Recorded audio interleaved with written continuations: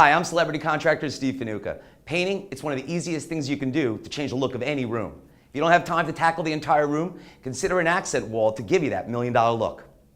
Ben by Benjamin Moore is a great product for all you DIY painters out there. There's no experience required and it's easy to use.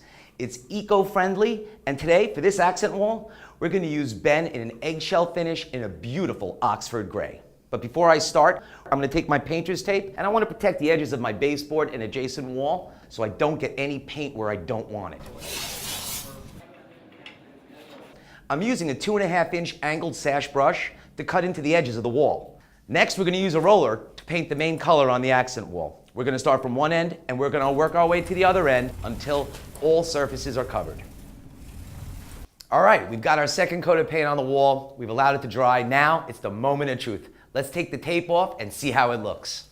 What's important to know is when you're pulling the tape off, you're going to want to pull in a 45-degree angle to the wall. It looks great.